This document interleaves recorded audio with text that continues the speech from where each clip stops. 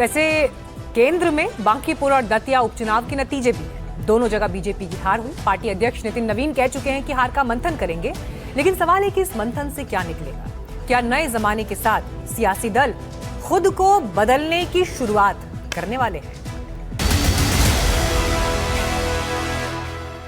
कुछ वक्त पहले ओटीटी प्लेटफॉर्म पर हुमा कुरैशी स्टारर एक सीरीज आई थी, नाम था महारानी। बिहार की सियासत के इर्द गिर्द बुनी गई इस कहानी में एक डायलॉग बड़ा फेमस हुआ। सीन में सत्येंद्र नाथ मिश्रा का रोल निभा रहे प्रमोद पाठक कहते हुए सुनाई देते हैं, बिहार की एक खास बात है, जब आपको लगता है कि आप बिहार को समझ गए, तब बिहार आपको झटका दे देता है। मंगलवार को उपचुनाव के नतीजे आए। बांकीपुर और दतिया की खूब चर्चा हुई क्योंकि यहां बीजेपी की हार हुई। बांकीपुर में प्रशांत किशोर जीते और दतिया में कांग्रेस के कैंडिडेट। सवाल उठने लगे कि क्या बांकीपुर उपचुनाव का नतीजा सिस्टम रिबूट करने के लिए एक झटके जैसा है, क्योंकि असर तो दिखा। दिल्ली से लेकर भोपाल तक अजीब सी बेचैनी और इसके पीछे छिपी हलचल दिखाई देने लगी। पीएम नरेंद्र मोदी से मुख्यमंत्री नीतीश कुमार की मुलाकात हुई। नीतीश कुमार मीडिया से बिना कुछ कहे निकल गए, लेकिन ललन सिंह कहते हैं मुलाकात औपचारिक थी, शिष्टाचार भेंट थी। दूसरी तरफ प्रधानमंत्री मोदी शिवराज सिंह चौहान से भी मिल गए। तो वहीं मध्य प्रदेश के मुख्यमंत्री मोहन यादव के आवास पर देर रात तक हाई लेवल मंथन चल रहा है। दोपहर बाद एक और मीटिंग का दौर शुरू होता है। सवाल यह है कि आखिर इन उपचुनाव के नतीजों का सियासी दलों के लिए मैसेज क्या गया?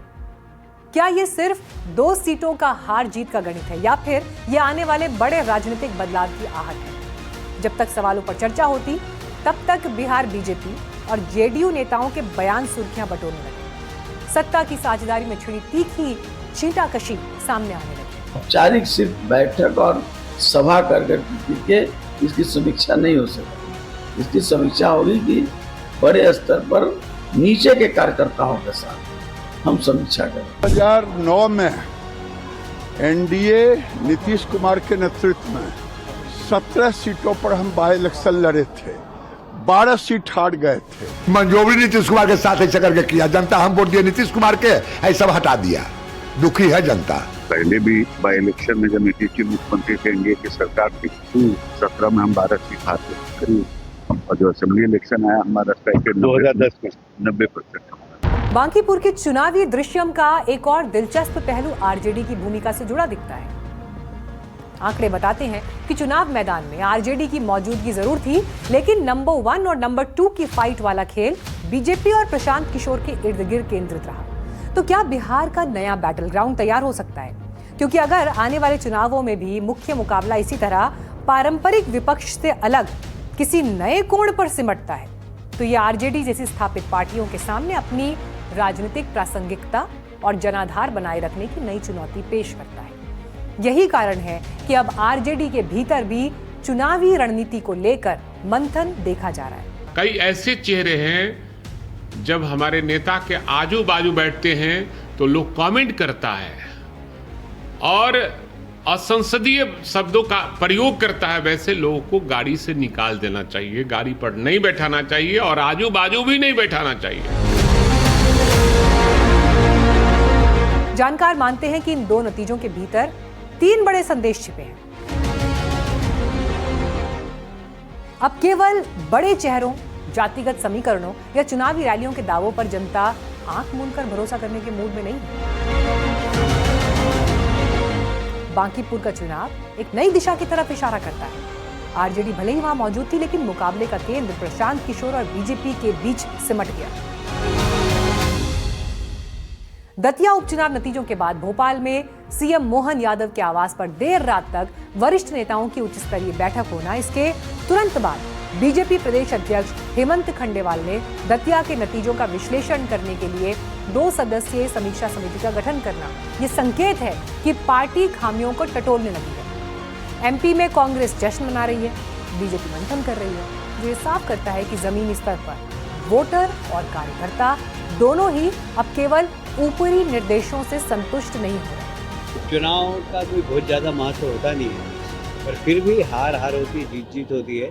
और हमारे प्रदेश अध्यक्ष ने कहा कि हम इसके ऊपर चिंतन करें। राहुल गांधी जी ने देश में एक नया नैरेटिव जो तैयार किया है, सच्चाई की लड़ाई लड़ी है, न्याय की बात की है, उन्होंने शिक्षा की सुरक्षा की बात की है, किसानों के लिए भारत की सरकार बने इसकी जो व्यवस्था की बात चालू की है उसका असर है। दतिया में भारतीय जनता पार्टी की मध्य प्रदेश की सरकार का जो अकूट करप्शन है, अद्भुत अकल्पनीय अराजकता है, प्रशासनिक और आर्थिक दुरुपयोग है, उसके खिलाफ आवाज है। 100% 28 में कांग्रेस की हाथ के पंजे की मध्य प्रदेश के किसान के बेटों की सरकार बनेगी। सियासी दलों का रिएक्शन एक्सपेक्टेड लाइंस पर रहा, लेकिन सबसे बड़ा सवाल यह भी है कि क्या आज के दौर में जेनजी आंदोलन के बीच सियासी दलों को ओवरहॉलिंग की जरूरत है, क्योंकि आज का मतदाता जागरूक भी है, बेसब्र भी।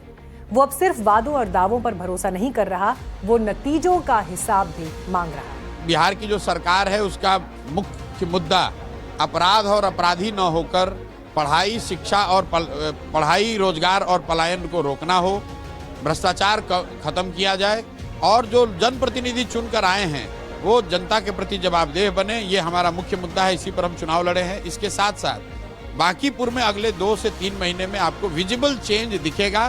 सवाल ये भी है कि क्या सियासतदान इस चुनावी झटके से समय रहते सबक सीख पाएंगे या ये ओवरहॉलिंग की मांग उठती ही रहेगी। सवाल बड़ा है और इसका जवाब सिर्फ और सिर्फ जमीनी बदलाव में छिपा है।